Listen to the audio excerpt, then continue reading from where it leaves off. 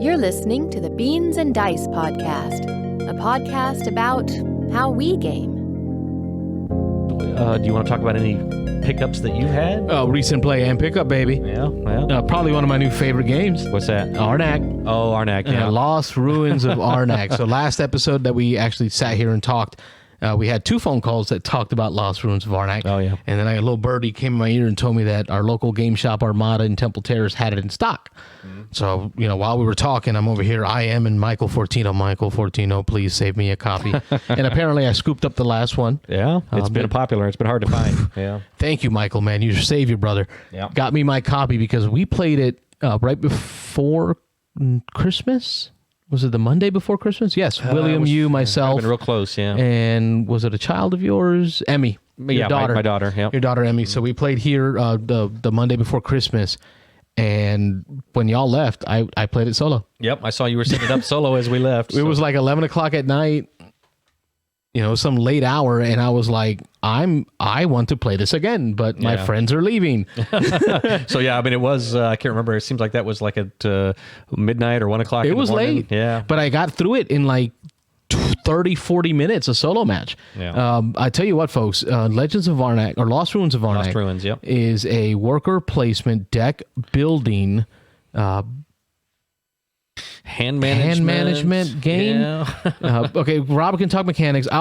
You are Indiana Jones, and you are exploring this awesome island, and this island has all these crazy sites that these sites will give you cool stuff and give you access to information that you can use to research the island to try to piece together what is going on this crazy island, right? Yeah. So you're going to take your 2 workers, never more than 2. And that's so cool compared to any other worker game. You get no more than 2. You take those workers and you put them on these campsites that are going to give you either ruby or tablets, or they're going to give you compasses, or they're going to give you gold or coins, right? And you're going to use those resources to buy or explore or to research this island.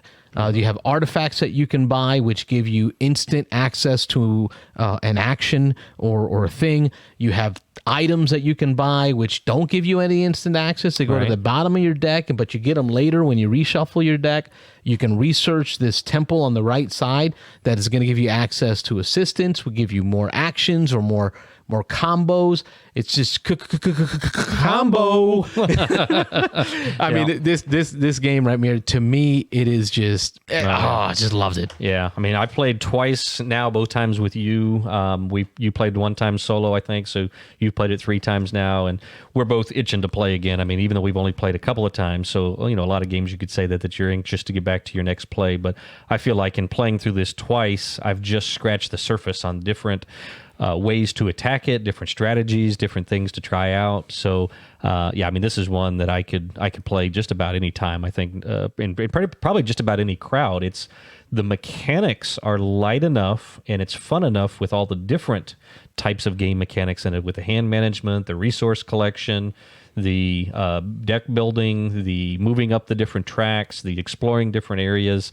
I mean, there's something in it for just about anybody. And if you're an Omni gamer like I am, and you like all these different mechanics and all these different types of playing the game, different ways to play the game, there's a lot to explore here. And I mean, we call it Indiana Jones. I mean, it's basically the Temple of Doom. I mean, you're going in. Kalima, Kalima. Yeah, it's really it really puts you in the theme. And so, me normally theme but this is one that gets me excited, and it makes me feel like I'm exploring. I'm trying to do different things. So and part of the way they do the exploring, like what makes it feel like you're exploring, Carlos? I'll tell you what.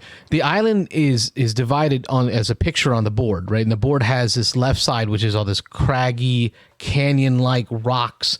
Right, so it's the earthy side, and then the right side is the river that runs up through the island. Yeah. And you have to spend cars to drive through the left side of the board. So if you want to go to sites on the left side of the board, you have to spend cars. But if you want to go to the right side of the board, you have to spend boats. Yeah. And then some hand draws, you're going to have more boats than you're going to have cars, right? So you might have to spend, I don't know, a coin or a couple of coins to hire a plane, so you can go to either one of them. Yeah. So in my mind, I picture myself being directed to different avenues from our campsites onto the island, and then you open up and explore that spot, right? So you open that spot up, it tells you, hey, here's what it looks like. right? And it's got a beautiful picture. The artwork is gorgeous. Every single one of these tiles and cards I just want to stare at. So you open up this site, and I'm looking at this card trying to figure out, what is this? Is this a cave? It's a cave. I see a cave. I see some skeletons inside, and they're dead. What does it give me? Oh, I get some rubies, right? That's cool. But I also get fear. Well, I get it because there's some dead people in this cave, right? But then after you explore the site, what do? You pop a monster on it, right? It could be a giant beetle, like the picture here. It's a giant scarab beetle that if you stay on that site but don't defeat the scarab beetle, you gain fear cards. Fear cards act like bad cards in a deck builder. Kind of almost dead cards, yeah. What do we call them in Dominion? They're like clog up your hand. Curse cards or something. So effectively, they clog up your hand. Yep. And you don't want them. So you have to find ways to get the resources necessary to defeat whatever monster that is. But then they give you like 5 victory points for every time you defeat one. Yep. So you kind of want to challenge yourself to go explore a new site, fight the monster, defeat the monster, and get the victory points. But if you push your luck and you don't get the resources you need, you're going back with fear, and that gives somebody else the opportunity to go over there, defeat the monster, and gain the victory points.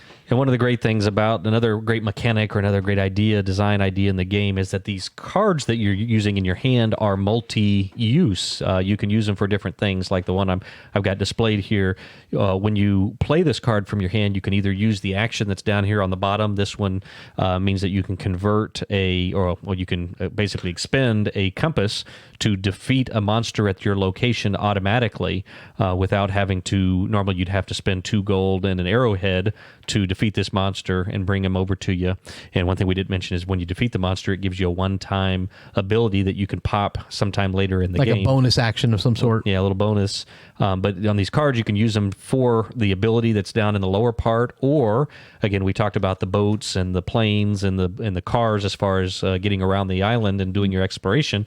Up here, this one particular card happens to count as 2 boat icons. So if you use it for the boat icons to travel with that one, you don't get the ability down here. If you use it for the ability down here, of course, you don't get to use it for that. And then all the cards, as you collect them, are worth victory points. So there's 1, 2, 3, maybe even 4 victory point cards that you get in your hand. So at the end of the game, all these cards that you've bought up and acquired during the game count as victory points. It's definitely a point salad game, I guess. Because what's the best way to win, Robert? Do I buy the most expensive cards that give me the most victory points? Is that a way? I've tried. My answer is no to that one. Beat monsters? Do I go up the research track to get to the top of the temple and gain victory points from there? Yeah. I've seen that be a good avenue. Yeah. Do I go for killing monsters? William did great with the killing monster strategy. I think he got our win for the first game, right? And ended up winning that one. Yep. Or do I focus on exploration? Right? What do I do? Yeah. I love that. And the components in this game are outstanding. I've got a picture up here that these are not upgraded components. There are some cardboard, which are nice thick cardboard components that you punch out. But then there also are these, at the top of the photo here is these tablets that are plastic tablets. They've got these plastic arrowheads. They've got these plastic gems that you collect. The tokens that you use, your characters that you're moving around are wooden meeples. All of the cardboard, again, is nice, thick. The cards themselves that you're playing with are the linen finish, kind of rough finish cards. So I'm sure lots of people will sleeve those. Here's some more pictures of those components. But yeah, even though you don't need to, I don't think necessarily, but the components in this game are outstanding. And as far as a price point on the game, do you remember? I think it was like $54. So not bad. That is awesome. For all the stuff you're getting in this game, that's a great And price. the board is double-sided. Oh, yeah. Right? Double-sided board, so you can play a different side. There's a little darker theme to it. Yep. Completely changes the layout of the board, changes the whole game. A little more challenging. The solitaire in this is legit, like just awesome. I know you enjoyed that, yeah. The way the solitaire works is what it does is you build a stack of tiles which represent the actions that the player, the board will play, the solo mechanism will play. But each tile comes in 2 different variants, a green or a red. So out of those 10 tiles, there's a total of 20. You build a deck of 10. Right. I can vary how many red I slip into that tile bank for each action, because each action comes with 2 versions of it, a red and a green version.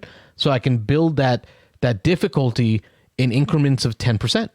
Okay. Right? So each one that I change from green to red is another 10th of difficulty. So I played it on all green and I destroyed that player. Now I'm looking forward to playing it in all red to see how much they destroy me. How hard it can get, you know? How much more aggressive will the game play against me? And then begin to find that balance of, I'm good at it at this, challenge myself to beat it. Oh, the staff here, folks. The tile tableau of cards that you're purchasing from, the artifacts and the items. The staff, the moon staff in the middle indicates the turn. And on the left side of the staff are your artifacts. On the right side of the staff are your items. Your artifacts begin with only one showing on the display board to begin with, right? Artifacts give you an instant a way to use it. As soon as you buy it, you're using it, right? Then it goes to the bottom of your deck to maybe come up later again. The action or the item cards are cards that don't give you an instant action. They go straight to the bottom of your deck for later. Yep. But there's 4 of them shown on the display board. When we move to the next turn, we move that moon staff to the left.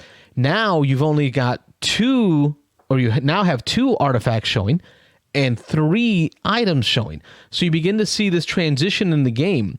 Okay, so it's 6 total. You begin to see this transition in the game where you go from having just 1 artifact available, which gives you an instant action, and a whole bunch of items, which will come up later in the game. Which you need early in the game, which is smart. Yep. And then at the end of the game, when the moon staff has moved all the way to the right, there's only 1 item left, right? Which really you don't need because you're not going to see it again. You're not going to reshuffle your deck again. Right. But all the cards on the left side are now artifacts, and every one that you buy will give you something instantly. Right. It's this transition in the phases of the game that it just naturally did. I don't know whose idea that was. Yeah, that was smart. But that legit. Yeah.